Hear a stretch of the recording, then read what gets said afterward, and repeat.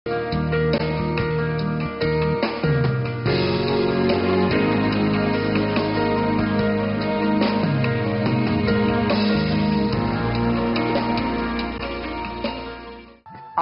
ವೀಕ್ಷಕ ಬಾಂಧವರಿಗೆಲ್ಲ ನಮಸ್ಕಾರ.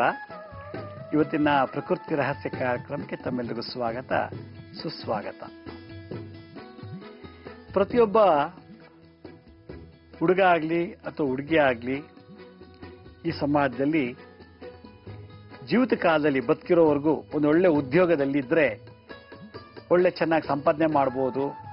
ಉದ್ಯೋಗ ತಕ್ಕಂತೆ ಸಂಬಳ ತಕ್ಕಂತೆ ನಾವು ಚೆನ್ನಾಗಿ ಒಳ್ಳೆ ಭೋಗದಲ್ಲಿ ಸುಖಗಳನ್ನು ಅನುಭವಿಸ್ಬೋದು. ಒಂದು ಒಳ್ಳೆ ಉದ್ಯೋಗ ಇದ್ರೆ ಒಳ್ಳೆ ಮನೆ ತಗೋಬಹುದು. ಒಂದು ಒಳ್ಳೆ ಉದ್ಯೋಗದಲ್ಲಿ ಕೈ ತುಂಬ ಸಂಬಳ ಬಂತು ಅಂದ್ರೆ ಚಿನ್ನ ಬೆಳ್ಳಿ ಅಂತೆ ಒಂದಷ್ಟು ಜಮೀನು, ತೋಟ, ಮನೆ ಏನೆಲ್ಲ ಬೇಕೋ, ಕಾರು, ಬಂಗ್ಲೆ ಇವೆಲ್ಲ ಮಾಡ್ಬೋದು ಅಂತ ಪ್ರತಿಯೊಬ್ಬರಿಗೂ ಆಸೆ ಇರುತ್ತೆ. ಆದ್ರೆ ನನ್ನ ಒಂದು ಲೆಕ್ಕಾಚಾರ ಪ್ರಕಾರ, ಉದಾಹರಣೆಗೀಗ ಕರ್ನಾಟಕದಲ್ಲಿ ಒಂದು 7 ಕೋಟಿ ಜನಸಂಖ್ಯೆ ಇತ್ತು ಅಂದ್ರೆ, ಉದಾಹರಣೆಗೆ 7 ಕೋಟಿ ಜನಸಂಖ್ಯೆ ಇತ್ತು ಅಂದ್ರೆ ಅದರಲ್ಲಿ ಒಂದು 25% ಜನ ಮಾತ್ರ ಉದ್ಯೋಗ, ಅದರಲ್ಲಿ 30% ಜನ ಮಾತ್ರ ರೈತರಾಗ್ತಾರೆ. ಇನ್ನೊಂದು ಒಂದು 15-20% ಅಂಗವಿಕಲರಾಗಿ ಕೂತ್ಬಿಡ್ತಾರೆ. ಅವರು ಉದ್ಯೋಗನೂ ಮಾಡೋಕ್ಕಾಗಲ್ಲ, ವ್ಯವಸಾಯನೂ ಮಾಡೋಕ್ಕಾಗಲ್ಲ. ಹೀಗೆ ಭಗವಂತ 7 ಕೋಟಿ ಕನ್ನಡಿಗರಲ್ಲಿ 1-2 ಕೋಟಿ ಜನಕ್ಕೆ ಮಾತ್ರ ಉದ್ಯೋಗ ಕೊಟ್ಟಿರ್ತಾನೆ. ಸಣ್ಣ ಪ್ರೈವೇಟ್ ಕಂಪ್ನಿಲೋ, ಸರ್ಕಾರಿ ಕೆಲಸನೋ ಅಥವಾ ಗೌರ್ಮೆಂಟ್ ಆಫ್ ಇಂಡಿಯಾ ಅದೇ ಸೆಂಟ್ರಲ್ ಗೌರ್ಮೆಂಟ್ ಜಾಬೋ. ಇನ್ನು ಉಳಿದು 1 ಕೋಟಿ ಜನಕ್ಕೆ ವ್ಯವಸಾಯ ಮಾಡಕ್ ಬಿಡ್ತಾನೆ. ಇನ್ನು 1 ಕೋಟಿ ಜನ ಅಂಗವಿಕಲರಾಗಿ ಕೂರಿಸಿರ್ತಾನೆ, ಕೈಯೋ ಕಾಲೋ ಕಣ್ಣೋ ಕುರುಡೋ ಏನೋ ಒಂದು ಅಂಗಹೀನತೆ ಮಾಡಿ.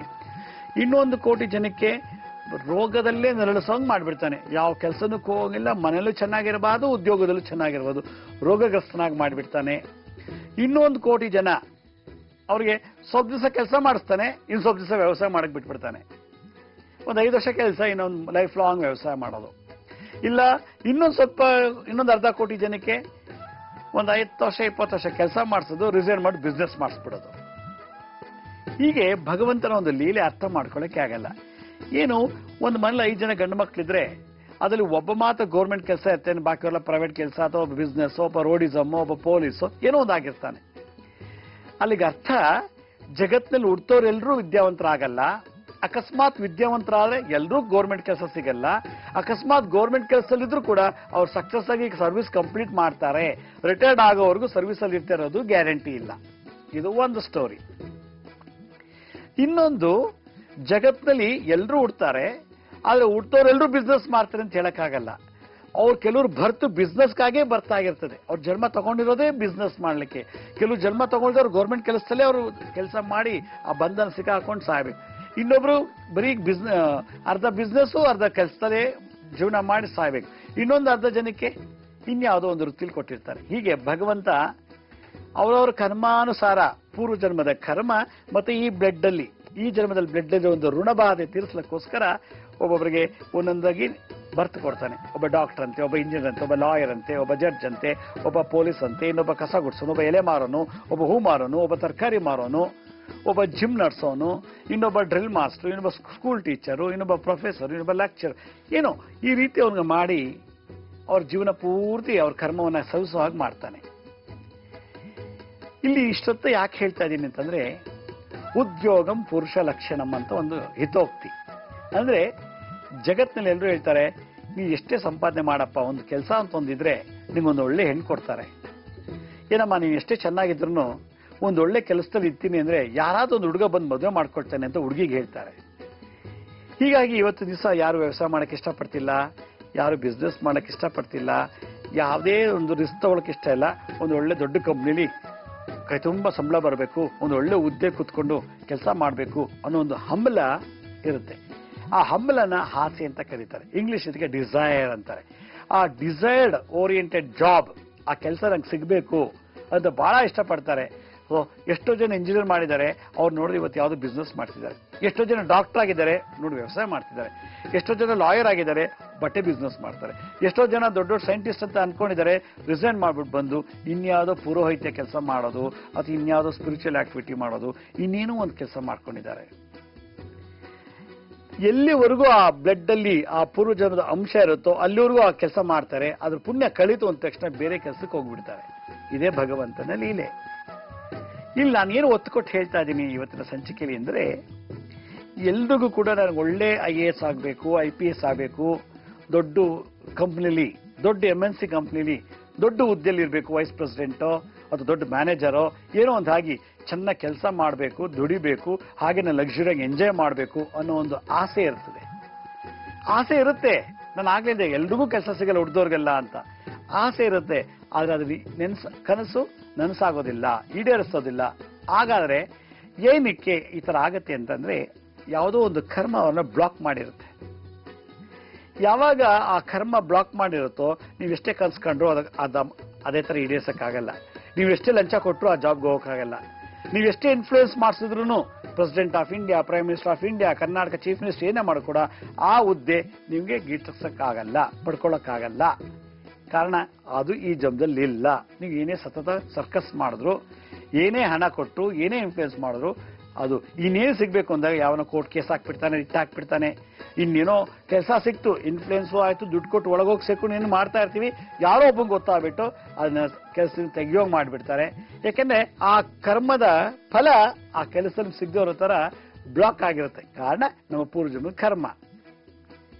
ಆ ವಿಘ್ನಗಳನ್ನ ತೆಗಿಬೇಕು ಅಂದ್ರೆ, ಆ ಒಂದು ಕೊರತೆಯನ್ನ ತೆಗೆದಾಕ್ಬೇಕು ಅಂತಂದ್ರೆ ಏನ್ ಮಾಡ್ಬೇಕು? ಹಿಂದಿನ ಕಾಲದಲ್ಲಿ ನಾನು ರಾಜ ದರ್ಬಾರ್ನಲ್ಲಿ ಒಬ್ಬ ಮಿನಿಸ್ಟರ್ ಆಗಬೇಕು, ರಾಜನ ಆಸ್ಥಾನ ಒಬ್ಬ ಸೈನ್ಯಾಧಿಪತಿ ಆಗಬೇಕು, ಕಮಾಂಡರ್ ಆಗಬೇಕು, DIG ಆಗಬೇಕು, ಕಮಿಷನರ್ ಆಗಬೇಕು. ನಾನು ಆ ರಾಜನ ದರ್ಬಾರ್ನಲ್ಲಿ, ರಾಜನ ಆಸ್ಥಾನದಲ್ಲಿ ಆ ರಾಜ್ಯಕ್ಕೆ ನಾನೊಬ್ಬ ಮಂತ್ರಿ ಆಗಬೇಕು, ಆ ರಾಜ್ಯಕ್ಕೊಬ್ಬ ನಾನೊಂದು ಹೋಮ್ ಮಿನಿಸ್ಟರ್ ಆಗಬೇಕು. ರಾಜನ ಕಾಲದಲ್ಲಿ ಅವನೊಂದು ಚಪ್ರ ಸುಮಾರು ಜನಕ್ಕಿತ್ತು. ಗುರುಕುಲದಲ್ಲಿ ವಿದ್ಯಾರ್ಥಿಗಳು ಈ ತರ, ನಾನು ಈ ಗುರುಕುಲ ವಿದ್ಯಾಭ್ಯಾಸ ಮುಗಿಸ್ಕೊಂಡು ಹೋದ್ಮೇಲೆ, ಇಲ್ಲಿಂದ ಗುರುಗಳಿಂದ ಡಿಗ್ರಿ ತಗೊಂಡು ಹೋದ್ಮೇಲೆ ನಾನೊಬ್ಬ ಅಕೌಂಟೆಂಟ್ ಆಗಬೇಕು, CA ಆಗಬೇಕು, ಲಾಯರ್ ಆಗಬೇಕು, ಒಬ್ಬ ಹೆಸರಾಂತ ಜ್ಯೋತಿಷ್ಯನಾಗಬೇಕು, ಏನೋ ಒಂದು ಒಳ್ಳೆ ಉದ್ಯೋಗದಲ್ಲಿ ನಾನು ಸೇರ್ಬೇಕು ಅನ್ನೋದು ಆಸೆಗಳಿರ್ತದೆ. ಆದ್ರೆ ಅವ್ರ ಆಸೆ ಒಂದಿದ್ರೆ ನಡೆಸೋದೇ ಒಂದು ಬೇರೆ. ನನ್ನ ಆಸೆ ಇಲ್ಲಿದೆ, ಅದು ನಡೀತಾ ಇರೋದಿಲ್ಲ, ಇವೆರಡರ ಮಧ್ಯೆ ಗ್ಯಾಪ್ ಇದೆಯಲ್ಲ, ಆ ಗ್ಯಾಪೇ ಕರ್ಮ ಸಿದ್ಧ ಅಂತ. ಆ ಕರ್ಮ ರಿಗ್ರೆಟ್ ಮಾಡ್ಬೇಕು. ಆ ಕರ್ಮ ರಿಗ್ರೆಷನ್ ಏನ್ ಹೇಳುತ್ತೆ?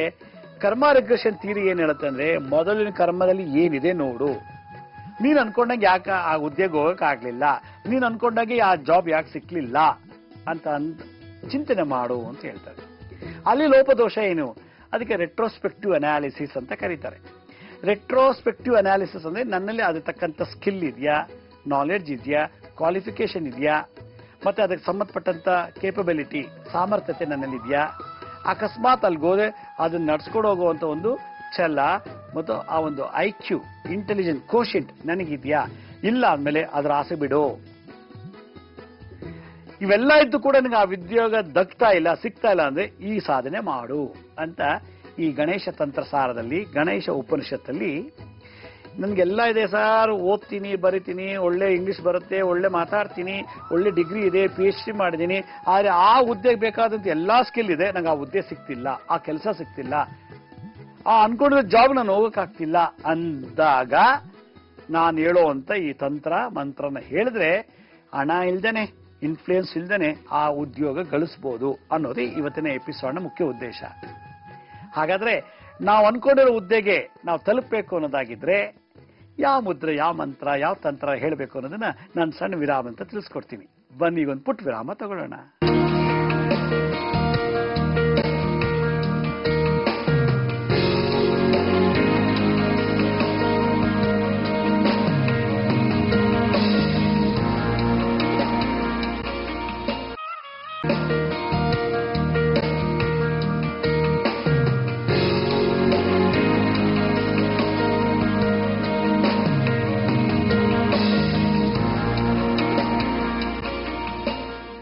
ವಿರಾಮದ ನಂತರ ಮತ್ತೆ ಕಾರ್ಯಕ್ರಮಕ್ಕೆ ಸ್ವಾಗತ.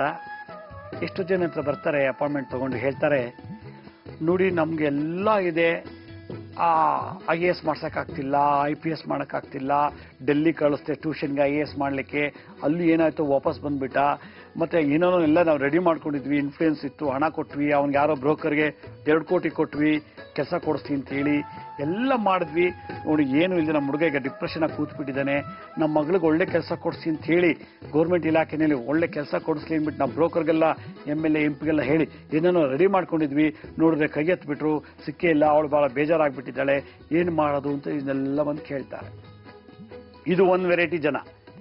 ಇನ್ನೊಂದು ವರ್ಗದವ್ರು ಏನಂದ್ರೆ, ನೋಡಿ ನಂಗೆ ಒಳ್ಳೆ ಕ್ವಾಲಿಫಿಕೇಶನ್ ಇದೆ, ನನಗೆ ಒಳ್ಳೆ ರ್ಯಾಂಕ್ ತಗೊಂಡಿದ್ದೀನಿ, ಒಳ್ಳೆ ಸ್ಕೋರ್ ಇದೆ, ಒಳ್ಳೆ ಮಾರ್ಕ್ಸ್ ಇದೆ, ಮತ್ತೆ ರಿಟರ್ನ್ ಎಕ್ಸಾಮಲ್ಲಿ ಪಾಸ್ ಆದೆ, ಎಲ್ಲ ಆಯ್ತು, ಇಂಟರ್ವ್ಯೂ ಇಲ್ಲ, ಜಾಬ್ ಇಲ್ಲ, ಇಂಟರ್ವ್ಯೂನೇ ಕರೀತಿಲ್ಲ ಅಂತ ಹೇಳಿ. ಇಲ್ಲಿ ಅವನು ಹಣ ಚೆಲ್ತಾ ಇಲ್ಲ, ಇನ್ಫ್ಲೂಯೆನ್ಸ್ ಮಾಡಿಸ್ತಿಲ್ಲ, ತನ್ನ ಟ್ಯಾಲೆಂಟ್ ಅಲ್ಲೇ, ತನ್ನ ಕೇಪಬಿಲಿಟಿ ಏನಿದೆ, ಚೆನ್ನಾಗಿ ಓದಿದ್ದಾನೆ, ಒಳ್ಳೆ ಡಿಗ್ರಿ ಇದೆ, ಡಿಗ್ರಿ ತಕ್ಕಂತ ಒಳ್ಳೆ ಮಾರ್ಕ್ಸ್ ತಗೊಂಡಿದ್ದಾನೆ, ರಿಟರ್ನ್ ಟೆಸ್ಟ್ ಅಂತೆ, ಆ ಟೆಸ್ಟ್ ಎಲ್ಲ ಪಾಸ್ ಆಗಿದ್ದಾನೆ. ಆದ್ರೆ ಅವನು ಸೆಲೆಕ್ಟ್ ಆಗಿದ್ದಾನ ಇಲ್ವಂತ ಅವನಿಗೆ ಗೊತ್ತಿಲ್ಲ, ನನ್ಗೇನಿದೆ ಗೊತ್ತಿಲ್ಲ, ನಾನು ಆ ಜಾಬ್ ಮಾತ್ರ ಫಿಟ್ ಇದ್ದೀನಿ, ಏಜ್ ಕರೆಕ್ಟ್ ಆಗಿದೆ, ಆ ಕೆಲ್ಸಕ್ಕೆ ಬೇಕಾದಷ್ಟು ಏಜ್ ಕರೆಕ್ಟ್ ಆಗಿದೆ, ಅವ್ನು ಹಾಕಿದ್ರೆ ಈ ಕೆಲಸಕ್ಕೆ ಇಷ್ಟೇ ವಯಸ್ಸಿರಬೇಕು ಅಂತ, ಅದ್ರೊಳಗೆ ನಾನು ಇದ್ದೀನಿ, ನನಗಿನ್ನೂ 2 ವರ್ಷ ಕಮ್ಮಿ ಇದೆ ಅವ್ರು ಹೇಳೋ ವಯಸ್ಸು ಪ್ರಕಾರ, ಮತ್ತೆ ಇದೇ ಕ್ವಾಲಿಫಿಕೇಶನ್ ಇರಬೇಕು ಅಂತ ಹೇಳಿದರೆ ಆ ಕ್ವಾಲಿಫಿಕೇಶನ್ ಇದೆ, ಇಷ್ಟೇ ಪರ್ಸೆಂಟೇಜ್ ಮಾಡಬೇಕು ಅಂತ ಅನೌನ್ಸ್ ಮಾಡಿದ್ದಾರೆ, ಅಷ್ಟು ಅದಕ್ಕಿಂತ ಹೆಚ್ಚಿಗೆ ನನ್ನ ಪರ್ಸೆಂಟೇಜ್ ಇದೆ ನನ್ನ ಮಾರ್ಕ್ಸ್ ಅಲ್ಲಿ, ಮತ್ತೆ ಎಲ್ಲಾ ಟೆಸ್ಟಲ್ಲೂ ನಾನು ಪಾಸ್ ಆಗಿದ್ದೀನಿ, ರಿಟರ್ನ್ ಟೆಸ್ಟ್ ಅಲ್ಲಿ ಎಲ್ಲ ಇಂಟರ್ವ್ಯೂ ಎಲ್ಲ ಪಾಸ್ ಆಗಿದ್ದೀನಿ. ಆದರೆ ನನಗೆ ಇಂಟರ್ವ್ಯೂನಲ್ಲಿ ಪಾಸ್ ಆಗಿದ್ದೀನೋ ಫೇಲ್ ಅಂತ ಗೊತ್ತಾಗ್ತಿಲ್ಲ, ಕೆಲಸ ಸಿಗ್ತಿಲ್ಲ, ಏನ್ ಮಾಡೋದು ಅಂತ ಎಷ್ಟೋ ಜನ ಬಂದು ಕೇಳಿದ್ದಾರೆ. ಒಂದ್ ಕಡೆ ದುಡ್ಡು ಹಣಬಲ, ಒಂದ್ ಕಡೆ ಇನ್ಫ್ಲೂಯೆನ್ಸ್ ಜನಬಲ, ಇವೆರಡೂ ಉಪಯೋಗಿಸಿ ಕೆಲಸ ತಗೊಳಕ್ ಹೋಗ್ತಿದ್ದಾರೆ. ಅದ್ರಲ್ಲಿ ಟ್ಯಾಲೆಂಟ್ ಇಲ್ಲ, ಅದಕ್ಕೆ ಬೇಕಾದಂಥದ್ದು ಇದಿಲ್ಲ. ಅದ್ರಲ್ಲಿ ಟ್ಯಾಲೆಂಟ್ ಇದೆ, ದುಡ್ಡಿಲ್ಲ, ಇನ್ಫ್ಲೂಯೆನ್ಸ್ ಇಲ್ಲ, ಆದ್ರೆ ಆ ವ್ಯಕ್ತಿಗೆ ಆ ಕೆಲಸ ಸಿಗ್ತಿಲ್ಲ. ನೋಡಿ, ಇದು ಉದ್ಯೋಗದಲ್ಲಿ ಇರುವಂತ ಏರುಪೇರು. ಈ ತರ ಇದ್ದಾಗ, ಅಥವಾ ನಂಗೆ ಎರಡೂ ಇಲ್ಲ, ಟ್ಯಾಲೆಂಟು ಇಲ್ಲ, ಉದ್ಯೋಗ ಇಲ್ಲ, SSLC ಫೇಲು, PUC ಫೇಲು, ಏನೋ ನಂಗೆ ಓದೇ ಇಲ್ಲ, ಆದ್ರೆ ನನ್ನ ಲೆವೆಲ್ಗೆ, ನನ್ನ ವಿದ್ಯೆ ತಕ್ಕಂತೆ, ನನ್ನ ಕೇಪಬಿಲಿಟಿ ತಕ್ಕಂತೆ ನಂಗೊಂದು ಒಳ್ಳೆ ಉದ್ಯೋಗ ಸಿಕ್ಕ ಸಾಕು. ಅವನಿಗೆ ದೊಡ್ಡ ಉದ್ಯೋಗ ಕೇಳ್ತಿಲ್ಲ, ನನ್ನ ಎಜುಕೇಶನ್, ನನ್ನ ನಾಲೆಜ್ ತಕ್ಕಂತೆ ಒಂದು ಸಣ್ಣ ಕೆಲಸ ಸಿಕ್ಬಿಟ್ರೆ ಸಾಕು, ನಾನು ಜೀವನ ನಡ್ಸ್ಕೊಂಡು ಹೋಗ್ಬಿಡ್ತೀನಿ ಅಂತ ಜನನೂ ಬಂದು ಕೇಳ್ತಾರೆ. ಇಲ್ಲಿ ತುಂಬಾ ಚೆನ್ನಾಗಿ ಓದಿರೋನ್ಗೆ ಕೆಲಸ ಇಲ್ಲ, ತುಂಬಾ ಚೆನ್ನಾಗಿ ಓದಿಲ್ಲ, ದುಡ್ಡು ಲಂಚ ಕೊಟ್ಟು ಅಥವಾ ಇನ್ಫ್ಲೂಯೆನ್ಸ್ ಮಾಡ್ಸ್ಕೊಂಡು ಕೆಲಸ ಗಿಟ್ಸ್ಕೊಳಕ್ ಹೋಗ್ತಾ ಇದ್ದಾನೆ. ಇಲ್ಲಿ ಲಂಚನೂ ಇಲ್ಲ, ದುಡ್ಡು ಇಲ್ಲ, ಮತ್ತೆ ಅವ್ನಿಗೆ ಒಳ್ಳೆ ಕ್ವಾಲಿಫಿಕೇಶನ್ ಇಲ್ಲ, ಇರೋದಲ್ಲ 7, 8, 9, 10ನೇ ಕ್ಲಾಸ್ ಓದಿದ್ದಾನೆ, ಅಥವಾ ಸೆಕೆಂಡ್ PUC ಫೇಲು ಅಥವಾ ಡಿಗ್ರಿ ಫೇಲು, ಏನೋ ನಮ್ ಜೀವನಕ್ಕೆ ಒಂದಿಷ್ಟ ಆದ್ರೆ ಒಂದು ಸಂಬಳ ಸಿಕ್ಕರೆ ಸಾಕು, ಆ ಕೆಲಸ ಬೇಕು ಅಂತ ಅವನಿಗೆ. ಇಲ್ಲಿ ಈ ಕಡೆ ವ್ಯಕ್ತಿಗೆ ಆಸೆ ಆಕಾಂಕ್ಷೆಗಳಿಲ್ಲ, ಒಂದು ಉದ್ಯೋಗ ಇರಲಿ ಸಾಕು ನನಗೆ ಅಂತಾನೆ. ಇಲ್ಲಿ ದುಡ್ಡಿನ ಮೇಲೆ ನಡೀತಾ ಇದೆ ಒಂದ್ ಕಡೆ, ಇಲ್ಲಿ ಟ್ಯಾಲೆಂಟ್ ಮೇಲೆ ನಡೀತಾ ಇದೆ, ಅಲ್ಲಿ ಒಂದು ಬದುಕಿನ ಮೇಲೆ ನಡೀತಾ ಇದೆ ಉದ್ಯೋಗ. ಈ 3 ಜನ, ಈ ವರ್ಗದವರು, 3 ಕೆಟಗರಿ ಜನ ಇವತ್ತು ಕರ್ನಾಟಕ ಅಲ್ಲ, ಇಡೀ ಜಗತ್ತಿನಲ್ಲಿ ಎಲ್ಲಾ ದೇಶದಲ್ಲೂ ಎಲ್ಲಾ ಕಡೆ ಇದ್ದಾರೆ. ಈ 3 ಜನಕ್ಕೂ ಒಂದೊಂದ್ ಕಡೆ ಸ್ವಲ್ಪ ಪುಷ್ ಅಪ್ ಮಾಡಬೇಕು. ಏನು, ದುಡ್ಡು ಕೊಟ್ಟು ಇನ್ಫ್ಲೂಯೆನ್ಸ್ ಮಾಡಿ ಲಂಚ ಕೊಟ್ಟು ಕೂಡ ಕೆಲಸ ಸಿಕ್ಕಿಲ್ಲ ಅಂದ್ರೆ ಆ ಜನ್ಮಕ್ಕೆ, ಆ ಒಂದು ಜಾತಕಕ್ಕೆ ಆ ಕೆಲಸ ಆಗ್ತಾ ಇಲ್ಲ, ಬರೋದು ಇಲ್ಲ. ದುಡ್ಡು ಕೊಟ್ಟು ಇನ್ಫ್ಲೂಯೆನ್ಸ್ ಮಾಡಿ ಕಳ್ಕೊಂಡಿರೋರು ಉಂಟು. ಲಂಚ ಕೊಟ್ಟಿದ್ದೀನಿ ಅಂತ ಓಪನ್ ಆಗಿ ಹೇಳ್ಕೊಳಕ್ಕಾಗಲ್ಲ, ಅಕಸ್ಮಾತ್ ಲಂಚ ಕೊಟ್ಟಿದ್ರೆ ನಾನು ಇವನ್ಗೆ ಕೊಟ್ಟೆ ಅಂತೇಳಿ ಕಂಪ್ಲೇಂಟ್ ಕೊಡಕ್ಕಾಗಲ್ಲ, ಏನು ವಿಟ್ನೆಸ್ ಇಲ್ಲ, ಆಯ್ತಾ, ದುಡ್ಡು ಹೋಯ್ತು, ಮಾನ ಹೋಯ್ತು, ಎಲ್ಲ ಹೋಯ್ತು, ಅವನ ಕೆಲಸ ಸಿಕ್ಕಿಲ್ಲ, ಅವನು ಒಂಥರ ಡಿಪ್ರೆಷನ್ಗೆ ಹೋಗ್ಬಿಟ್ಟ. ಈ ಕಡೆ ಎಲ್ಲಾ ಟ್ಯಾಲೆಂಟ್ ಇದೆ, ಇಂಟರ್ವ್ಯೂ ಬಂದಿಲ್ಲ, ಆಫರ್ ಲೆಟರ್ ಇಲ್ಲ, ಅವನೇನ್ ಮಾಡ್ತಾನೆ, ಡಿಪ್ರೆಷನ್ಗೆ ಹೋಗ್ಬಿಡ್ತಾನೆ. ಇಲ್ಲಿ ಹೆಚ್ಚಿಗೆ ಓದಿಲ್ಲ, ಹಣ ಇಲ್ಲ, ಲಂಚ ಕೊಡಕ್ಕಾಗ್ತಿಲ್ಲ, ಇನ್ಫ್ಲೂಯೆನ್ಸ್ ಇಲ್ಲ, ಯಾವುದು ಸಣ್ಣ ಪುಟ್ಟ ಸಿಕ್ಕರ್ ಸಾಕಲ್ಲ ಅಂತೇಳಿ ಅವನು ಆಗಾಗ ಜಾಬ್ ಚೇಂಜ್ ಮಾಡ್ತಿರ್ತಾನೆ. ಯಾಕಂದ್ರೆ ಹೆಚ್ಚಿಗೆ ಓದಿಲ್ವಲ್ಲ, ಒಂದು 6 ತಿಂಗಳು ಕೆಲಸ ಮಾಡ್ದ, ಅವನೇನೋ ಬಾಸ್ ಅಂದ, ಬಿಟ್ಬಿಟ್ಟ. ಇನ್ನೊಂದು 6 ತಿಂಗಳು ಕೆಲ್ಸಕ್ಕೆ ಹೋದ, ಅಲ್ಲಿರೋ ಹೊಂದ, ಬಿಟ್ಬಿಟ್ಟ. ಇನ್ನೊಂದು 2 ವರ್ಷ ಓದ್ತಾರೆ, ಅಲ್ಲಿರೋ ಕೆಲಸ ಮಾಡ್ದ, ಅಲ್ಲಿ 2 ವರ್ಷ ಬಿಟ್ಬಿಟ್ಟ. ಹೀಗೆ ಜೀವನದಲ್ಲಿ ಸುಮಾರು ಸಲ ಕೆಲಸಗಳನ್ನ ಬದಲಾಯಿಸಿ ಅವನು ಯಾವ್ದಲ್ಲಿ ಎಕ್ಸ್ಪರ್ಟ್, ಯಾವ ಕೆಲಸದಲ್ಲಿ ಅವನು ಎಕ್ಸ್ಪರ್ಟ್ ಇದ್ದಾನೆ ಅನ್ನೋದೇ ಗೊತ್ತಾಗದವ್ನು ಆಗೋಗ್ಬಿಡುತ್ತೆ. ಆದ್ರಿಂದ ಆ ಬ್ಲಡ್ ಗ್ರೂಪಿಗೆ, ಆ ಒಂದು ಭರ್ತಿಗೆ ಒಳ್ಳೆ ಕೆಲಸ ಸಿಗಬೇಕು ಅಂದ್ರೆ ಗಣೇಶನ ಧ್ಯಾನ ಮಾಡು ಅಂತ ತಂತ್ರಸಾರದಲ್ಲಿ ಹೇಳ್ತಾರೆ. ಈ ಗಣೇಶ ಉಪನಿಷತ್ತಲ್ಲಿ ಏನ್ ಹೇಳ್ತಾರಂದ್ರೆ, ಗಣಪತಿನ ಯಾರು ಧ್ಯಾನ ಮಾಡ್ತಾರೋ ಅವ್ರಿಗೆ ಆ ಚಿಂತಿತಾರ್ಥ ಉದ್ಯೋಗ, ಆ ಭರ್ತಿಗೆ, ಆ ಬ್ಲಡ್ ಗ್ರೂಪಿಗೆ ಯಾವ ಉದ್ಯೋಗ ಇರಬೇಕು ಅದಕ್ಕೆ ಲಂಚನೂ ಕೊಡ್ದೇನೆ, ಇನ್ಫ್ಲೂಯೆನ್ಸು ಮಾಡ್ದೇನೆ, ಯಾವ್ದು ರಿಟರ್ನ್ ಟೆಸ್ಟು ಇಲ್ದೇನೆ ತನಗೆ ತಾನೇ ಕೆಲಸ ಸಿಗುವಂತ ಒಂದು ಮಾರ್ಗವನ್ನ ಈ ಗಣಪತಿ ತಂತ್ರಸಾರದಲ್ಲಿ ತಿಳಿಸ್ಕೊಟ್ಟಿದ್ದಾರೆ. ಆದ್ರಿಂದ ಇವತ್ತಿನ ಸಂಚಿಕೆ ನಾನು ಏನ್ ಹೇಳ್ತಾ ಇದ್ದೀನಿ ಅಂದ್ರೆ, ನಮ್ಗೆ ಯಾವ ಜಾಬ್ ಬೇಕು ಅಂತ ಇಷ್ಟಪಡ್ತೀವೋ ಆ ಜಾಬ್ನೇ ಪಡ್ಕೊಳ್ಳಬೇಕು ಅನ್ನೋದಾಗಿದ್ರೆ ಏನ್ ಮಂತ್ರ, ಏನ್ ತಂತ್ರ ಹೇಳ್ಬೇಕು ಅನ್ನೋದನ್ನ ಇವತ್ತಿನ ಸಂಚಿಕೆಯಲ್ಲಿ ಹೇಳ್ತೀನಿ. ಮೊದಲನೇದಾಗಿ, ಪ್ರತಿಯೊಬ್ರು ಕೂಡ ಜೀವನದಲ್ಲಿ ಯಾವುದೇ ದೇವರಾಗಿರ್ಲಿ, ಯಾವುದೇ ಧರ್ಮದವರೇ ಆಗಿರಲಿ, ಗಣಪತಿನ ಧ್ಯಾನ ಮಾಡು ಅಂತಾರೆ. ಯಾಕೆಂದ್ರೆ ಗಣಪತಿನ ದಿನನಿತ್ಯ ನಾವು ಧ್ಯಾನ ಮಾಡೋದ್ರಿಂದ ನಮ್ಮ ಬುದ್ಧಿಲಿರುವಂತ ವಿಘ್ನ, ನಮ್ಮ ಪ್ರೀತಿಯಲ್ಲಿರತಕ್ಕಂಥ ವಿಘ್ನಗಳು, ನಮ್ಮ ಆಸೆಯಲ್ಲಿರತಕ್ಕಂಥ ವಿಘ್ನಗಳು, ನಮ್ಮಲ್ಲಿರತಕ್ಕಂಥ ಎಲ್ಲಾ ಆಟಿಟ್ಯೂಡ್ ನಲ್ಲಿರತಕ್ಕಂಥ ವಿಘ್ನಗಳನ್ನ ಹಿಂಡ್ರೆನ್ಸ್ ಅನ್ನ ತೆಗೆದು ಒಳ್ಳೆ ಬುದ್ಧಿಯನ್ನು ಕೊಡ್ತಾನಂತೆ ಚಿಂತನೆ ಮಾಡಲಿಕ್ಕೆ. ಯಾವಾಗ ನಮ್ಮಲ್ಲಿರೋ ವಿಘ್ನಗಳು ಹೋಯ್ತು, ಅದು ಆಸೆಲಿ ವಿಘ್ನ ಇರ್ಬೋದು, ಪ್ರೀತಿಲಿ ವಿಘ್ನ ಇರ್ಬೋದು, ಓದಿನಲ್ಲಿ ವಿದ್ಯೆ ಇರ್ಬೋದು, ಅಹಂಕಾರದಲ್ಲಿ ವಿಘ್ನ ಇರ್ಬೋದು, ದುರಾಂಕಾರದಲ್ಲಿ ವಿಘ್ನ ಇರ್ಬೋದು, ಯಾವುದರಲ್ಲೇ ಆಗಿರ್ಲಿ ಆ ವಿಘ್ನನ ತೆಗಿಬೇಕು ಅಂದ್ರೆ ಮೆಡಿಸಿನ್ ಇಲ್ಲ ಜಗತ್ನಲ್ಲಿ, ಅದು ಗಣಪತಿ ಒಂದೇ. ಗಣಪತಿ ಬಿಗ್ಗೆಸ್ಟ್ ಆಂಟಿಬಯೋಟಿಕ್, ಗಣಪತಿ ಮಂತ್ರ ಹೈಲಿ ಸ್ಟಿರಾಯ್ಡ್ ಅಂತ ನಾನು ಹೇಳ್ತೀನಿ. ಅದರಿಂದ ಯಾರು ದಿನನಿತ್ಯ ಗಣಪತಿನ ಸ್ಮರಣೆ ಮಾಡ್ತಾರೋ ಅಂಥವ್ರಿಗೆ ಆ ವಿಘ್ನಗಳೆಲ್ಲ ತೆಗೆದಾಗ ಒಂದು ಒಳ್ಳೆ ಜ್ಞಾನದ ಬೆಳಕು ಉತ್ಪತ್ತಿ ಆಗ್ತದೆ. ಆ ಜ್ಞಾನದ ಬೆಳಕು ದಾರಿ ತೋರಿಸುತ್ತಂತೆ. ಏಯ್ ನೀ ಲಂಚ ಕೊಡಬೇಡ, ನೀನು ಇನ್ಫ್ಲೂಯೆನ್ಸ್ ಮಾಡ್ಸಕ್ ಹೋಗ್ಬೇಡ, ಯಾಕೆ ನಿಂಗೆ ಇದಾಗಲ್ಲ, ಆಲ್ಟರ್ನೇಟಿವ್ ಜಾಬ್ ನೋಡು. ಅಥವಾ ನೀನು ಲಂಚ ಕೊಟ್ಟು ಇನ್ನೇನು ಆ ಜಾಬ್ಗೆ ಹೋಗ್ಬೇಕು ಅಂದ್ರೆ ಇನ್ಯಾರೋ ಒಬ್ಬ ವ್ಯಕ್ತಿ ಬರೋಂಗ್ ಮಾಡ್ತಾನೆ, ಗಣಪತಿ ಬಂದು ಆನ್ ಬಾಯಲ್ಲಿ ಹೇಳಿಸ್ತಾನೆ, ಇದು ಆಗ್ ಬರಲ್ಲ, ನೀವು ಇದು ಬೇಡ, ಈ ಜಾಬ್ ಮಾಡಿ ಅಂತ. ಆಗ ಅವ್ನು ಗಣಪತಿನ ಸ್ವತಃ ಬಂದು ಹೇಳ್ದಂಗೆ ಅಂತ ಅರ್ಥ. ಆಗ ಅವನು ಆ ಜಾಬ್ ಮಾಡ್ಕೊಂಡ್ಬಿಟ್ರೆ ಅವನು ಬಹಳ ಶೇನ್ ಆಗ್ಬಿಡ್ತಾನೆ. ಹಾಗೆ ಇನ್ನೊಂದ್ಸಲ ಏನ್ ಮಾಡ್ತಾನೆ, ಇದೇ ಜಪ ಮಾಡ್ತಾ ಇದ್ರೆ ಗಣಪತಿ ಬಗ್ಗೆ ಚಿಂತನೆ ಮಾಡ್ತಿದ್ರೆ ಇನ್ನೊಬ್ಬ ಯಾರೋ ಬಂದು ಬಾ ಅದೆಲ್ಲ ತಲೆ ಕೆಡ್ಸ್ಕೋಬೇಡ, ನಾನು ಒಳ್ಳೆ ಕೆಲಸ ಕೊಡಿಸ್ತೀನಿ ಅಂತೇಳಿ ಯಾವುದೋ ಒಂದು ಬಂದು ಕೆಲಸ ಇನ್ನೊಬ್ಬರ ಮುಖಾಂತರ ಕೊಡಿಸಿ ಅವ್ರಿಗೊಂದು ನೆಲೆ ಮಾಡಿ ಅವ್ನು ಸ್ವಲ್ಪ ದಿವಸ ಅವನ ಜೊತೆ ಇರ್ತಾರೆ, ಅವನಿಗೆ ಕಣ್ಗೆ ಕಾಣಲ್ಲ, ಅವನೆಲ್ಲೋ ಹೋಗ್ಬಿಡ್ತಾನೆ. ನೀವು ಆ ಕೆಲಸದಲ್ಲೇ ಉದ್ಧಾರ ಆಗ್ತಾ ಹೋಗ್ತೀರ. ಇದು ಮಂತ್ರದ ಪ್ರಭಾವ. ಯಾವುದೋ ಒಂದು ಕಾಸ್ಮಿಕ್ ಎನರ್ಜಿ ಯಾವುದೋ ಒಂದು ಸಮಯದಲ್ಲಿ ರೈಟ್ ಏಜ್ ಅಲ್ಲಿ ರೈಟ್ ಟೈಮಲ್ಲಿ ರೈಟ್ ಪ್ಲೇಸ್ ನಲ್ಲಿ ಬಂದು ನಮಗೆ ಗೈಡ್ ಮಾಡಿ ಹೋಗ್ಬಿಡ್ತಾರಲ್ಲ, ಅದೇ ಅವನ ಪವಾಡ, ಅದೇ ಗಣೇಶನ ಶಕ್ತಿ ಅಂತ ಈ ವಿವರವನ್ನೆಲ್ಲ ಫಲಶ್ರುತಿಲಿ ಹೇಳುತ್ತದೆ ಈ ಗಣೇಶ ತಂತ್ರ ಸಾಧನೆ ಮತ್ತೆ ಗಣಪತಿ ಉಪನಿಷತ್ತಲ್ಲಿ. ಆದ್ರಿಂದ ಯಾರು ಗಣಪತಿನ ಧ್ಯಾನ ಮಾಡ್ತಾರೋ ಅವನೇ ಗುರುವಾಗಿ, ಅವನೇ ಮೆಂಟರ್ ಆಗಿ, ಅವನೇ ಬ್ರೋಕರ್ ಆಗಿ, ಅವನೇ ಏಜೆಂಟ್ ಆಗಿ ನಮ್ಮ ಬೇಕಾದಂತ ಕೆಲಸಕ್ಕೆ ಸೇರಿಸ್ತಾನಂತೆ ಈ ಮಂತ್ರಶಕ್ತಿಯಿಂದ. ಹಾಗಾದ್ರೆ ಆ ಮುದ್ರಾ ಮಂತ್ರ ತಂತ್ರ ಯಾವುದು ಅನ್ನೋದನ್ನ ನಾನು ಸಣ್ಣ ವಿರಾಮ ಅಂತ ತಿಳಿಸ್ಕೊಡ್ತೀನಿ. ಬನ್ನಿ ಒಂದು ಪುಟ್ಟ ವಿರಾಮ ತಗೊಳ್ಳೋಣ.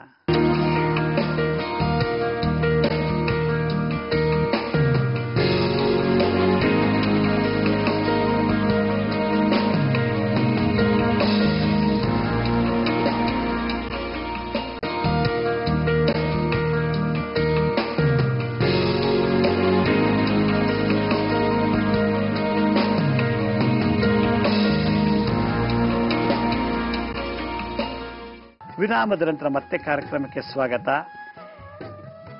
ನಾನು ಇವಾಗ ಗಣೇಶ ತಂತ್ರಸಾರದಲ್ಲಿ ಮತ್ತೆ ಉಪನಿಷತ್ತು ಇರತಕ್ಕಂಥ ಒಂದು ವಿಶೇಷವಾದಂಥ ಮಂತ್ರ ಮುದ್ರೆ ಯಾವ ಕೆಲಸಕ್ಕೆ ಹೇಳ್ಕೊಡ್ತೀನಿ ಅಂದ್ರೆ, ನಾವು ಅನ್ಕೊಂಡಿರೋ ಜಾಬ್ಗೆ ಹೋಗ್ಬೇಕು ಅನ್ನೋದಾಗಿದ್ರೆ, ಡಿಸೈರ್ಡ್ ಜಾಬ್ನ ಕ್ವಾಲಿಟಿ ಇರುವಂತ ಒಂದು ಕೆಲಸಕ್ಕೆ ನಾವು ಸೇರ್ಕೋಬೇಕು ಅನ್ನೋದಾಗಿದ್ರೆ ಈ ಮಂತ್ರ ಸಾಧನೆ ಮಾಡ್ಬೇಕಂತೆ.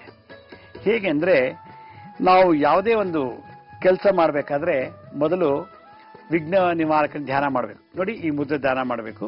ಈ ಮುದ್ರೆ ಧ್ಯಾನ ಮಾಡಬೇಕು ಅಂದ್ರೆ ಧ್ಯಾನ ಮಾಡಕ್ ಮುಂಚೆ ಅದನ್ನ ಧಾರಣೆ ಮಾಡಬೇಕು. ಇಲ್ಲಿ ನಮ್ಮ ಪತಾಕಸ್ಥ ಅದರಲ್ಲಿ ಬುಧ ಮತ್ತೆ ಸೂರ್ಯನ ಬೆಂಡ್ ಮಾಡಬೇಕು. ಅವೆರಡರ ಮೇಲೆ ಶುಕ್ರನ ಪ್ರೆಸ್ ಮಾಡಬೇಕು. ಮಾಡ್ಬಿಟ್ಟು ಇವೆರಡನ್ನ ಹಿಂಗೆ ಇಟ್ಕೊಂಡ್ರೆ ಇದು ವಕ್ರತುಂಡ ಗಣಪತಿ ಅಂತ ಕರೀತಾರೆ. ಇದಕ್ಕೆ ಎರಡು ಹಸ್ತದಲ್ಲಿ ಈ ರೀತಿ ಮಾಡಬೇಕು, ವಕ್ರತುಂಡ ಗಣಪತಿ. ಈ ಮುದ್ರೆ ಧಾರಣೆ ಮಾಡಿಬಿಟ್ಟು ಉದ್ಯೋಗಕ್ಕೆ ಅಂತಲೇ ಒಂದು ಮಂತ್ರ ಗಣಪತಿ ತಂತ್ರ ಸಾಧನೆ ಹೇಳಿದ್ದಾರೆ. ಏನಂತಂದ್ರೆ, ಹೀಗೂ ಇಟ್ಕೋಬಹುದು ಅಥವಾ ಹೀಗೂ ಇಟ್ಕೋಬಹುದು. ಓಂ ಗೀಂ ಗ್ಲೌಂ ಗಂ ಗಣಪತಯೇ ಚಿಂತಿತಾರ್ಥ ಉದ್ಯೋಗಂ ಸಿದ್ಧಿಂ ಕುರು ಕುರು ಸ್ವಾಹ. ಓಂ ಗೀಂ ಗ್ಲೌಂ ಗಂ ಗಣಪತಯೇ ಚಿಂತಿತಾರ್ಥ ಉದ್ಯೋಗಂ ಸಿದ್ಧಿಂ ಕುರು ಕುರು ಸ್ವಾಹ. ಓಂ ಗೀಂ ಗ್ಲೌಂ ಗಂ ಗಣಪತಯೇ ಚಿಂತಿತಾರ್ಥ ಉದ್ಯೋಗಂ ಸಿದ್ಧಿಂ ಕುರು ಕುರು ಸ್ವಾಹ.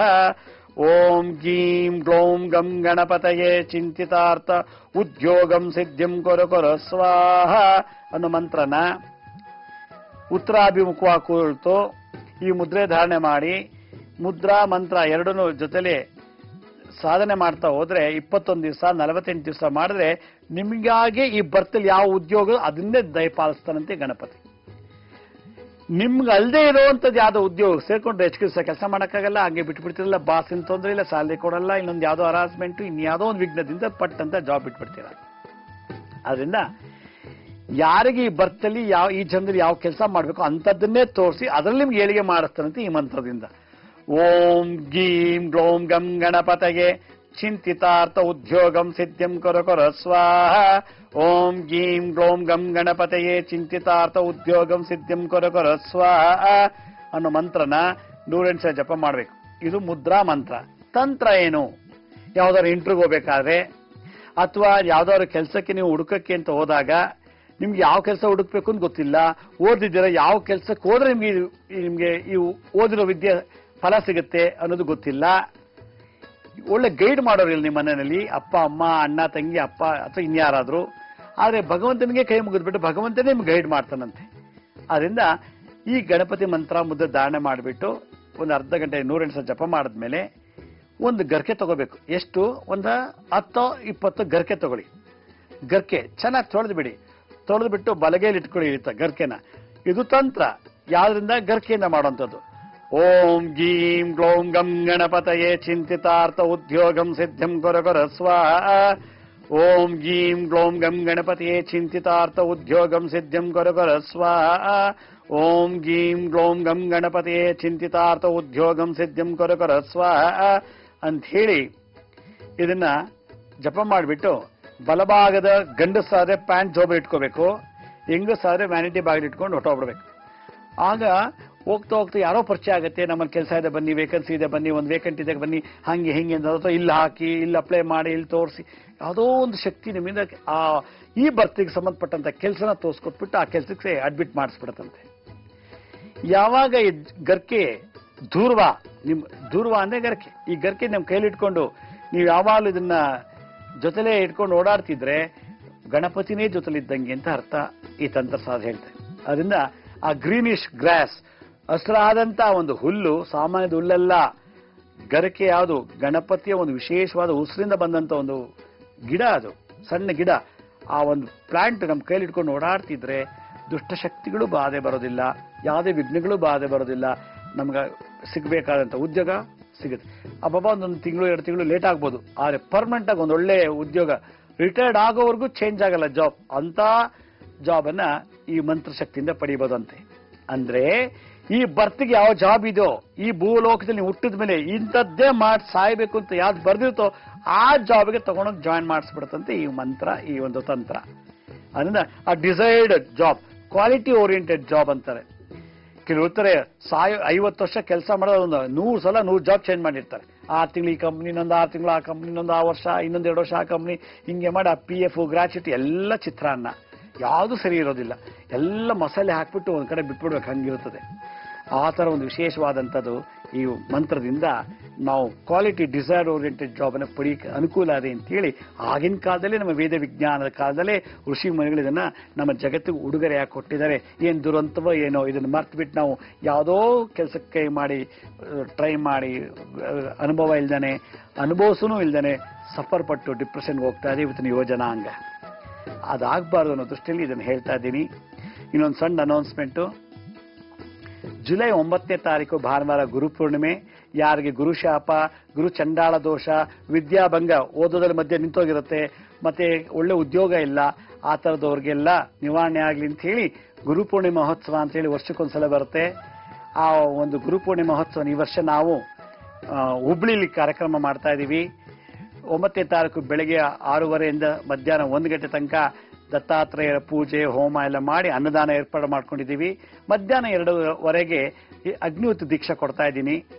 ಯಾರಿಗೆ ಈ ಅಗ್ನಿಹೋತ್ರ ದೀಕ್ಷೆಯಲ್ಲಿ ಭಾಗವಹಿಸಬೇಕು ಅಂತಿದ್ದೀರೋ, ಮತ್ತೆ ಗುರುಪೂರ್ಣಿಮೆಯಲ್ಲಿ ಬಂದು ಆ ಗುರು ದತ್ತಾತ್ರೇಯ ಆಶೀರ್ವಾದ ಮತ್ತೆ ಅವತ್ತು ದಿವಸ ನಾನು ಮಧುಕರಿ ಕೊಡ್ತಾ ಇದ್ದೀನಿ, ಭಿಕ್ಷೆ ಕೊಡ್ತಾ ಇದ್ದೀನಿ. ಆ ಭಿಕ್ಷೆ ಸ್ವೀಕರಿಸೋದು ಬಹಳ ಒಳ್ಳೆಯದು. ಅದರಿಂದ ಈ ಕಾರ್ಯಕ್ರಮಕ್ಕೆ ತಾವೆಲ್ಲರೂ ಕೂಡ 9ನೇ ತಾರೀಕು ಭಾನುವಾರ ಹುಬ್ಳಿ ಧಾರವಾಡ ಮಧ್ಯದಲ್ಲಿ ಪೊಲೀಸ್ ಕಮಿಷನರ್ ಆಫೀಸ್ ಮುಂದೆ ಒಂದು ರೋಡ್ ಹೋಗುತ್ತೆ. ಆ ರೋಡ್ನಲ್ಲಿ ಹೋದ್ರೆ ಸಿದ್ದರಾಮೇಶ್ವರ ಪುಣ್ಯಾಶ್ರಮ ಅಂತೇಳಿ, ಆ ಪುಣ್ಯಾಶ್ರಮದಲ್ಲಿ ಈ ಗುರುಪೂರ್ಣಿಮೆ ಮಹೋತ್ಸವ ಮತ್ತೆ ಅಗ್ನಿಹೋತ್ರ ದೀಕ್ಷೆ ಕೊಡ್ತಾ ಇದ್ದೀವಿ. ತಾವೆಲ್ಲರೂ ಹೆಚ್ಚಿನ ಸಂಖ್ಯೆಯಲ್ಲಿ ಕುಟುಂಬ ಸಮೇತ ಬಂಧು ಮಿತ್ರರೊಡನೆ ಈ ಗುರುಪೂರ್ಣಿಮೆ ಮತ್ತು ಅಗ್ನಿಹೋತ್ರ ದೀಕ್ಷೆ ಕಾರ್ಯಕ್ರಮಕ್ಕೆ ಭಾಗವಹಿಸಬಹುದು ಅಂತ ಹೇಳ್ತಾ ಈ ಒಂದು ಸಂದರ್ಭದಲ್ಲಿ ತಮ್ಮೆಲ್ಲರಿಗೂ ಗುರುಪೂರ್ಣಿಮೆ ಮಹೋತ್ಸವಕ್ಕೆ ಆಹ್ವಾನ ನೀಡ್ತಾ ಇದ್ದೀನಿ. ಇವತ್ತಿನ ಮಂತ್ರ ನಾನು ಏನು ಹೇಳಿದ್ದೀನೋ ಅದು ಬಹಳ ವಿಶೇಷವಾದದ್ದು. ಇನ್ನೊಂದ್ಸಲ ಹೇಳ್ತೀನಿ. ಓಂ ಗೀಂ ಗಾಗಾ ಗೀ ಗೀ ಗೀ ಗೀ ಗ್ಲೋಂ ಗಂ ಗಣಪತಯೇ ಚಿಂತಿತಾರ್ಥ, ನಾನು ಅನ್ಕೊಂಡಿರುವಂತ ಉದ್ಯೋಗ ಸಿದ್ಧಿ ಆಗ್ಲಿ, ಚಿಂತಿತಾರ್ಥ ಉದ್ಯೋಗಂ ಸಿದ್ಧಿಂ ಕುರು ಸ್ವಾಹ ಅನ್ನೋ ಮಂತ್ರನ ಜಪ ಮಾಡಿ ನೀವು ಅನ್ಕೊಂಡಿರೋ ವಿದ್ಯೆನೆ, ನೀವು ಅನ್ಕೊಂಡಿರುವಂತ ಕೆಲಸ, ನೀವು ಅನ್ಕೊಂಡಿರುವಂತ ಕೈ ತುಂಬ ಸಂಬಳ ಬರುವಂತ ಉದ್ಯೋಗ ಪ್ರಾಪ್ತಿ ಆಗ್ಲಿ ಅಂತ ಹೇಳ್ತಾ ಇವತ್ತಿನ ಸಂಚಿಕೆ ಮುಗಿಸ್ತಾ ಇದ್ದೀನಿ. ಇದೇ ರೀತಿ ನಾಳೆ ಸಂಚಿಕೆಯಲ್ಲಿ ಮತ್ತಷ್ಟು ಮಾಹಿತಿ ತಮ್ಮನ್ನು ಭೇಟಿ ಮಾಡ್ತೀನಿ. ಅಲ್ಲಿವರೆಗೂ ನನ್ನ ನಮಸ್ಕಾರ. ಸಾಯಿರಾಮ್.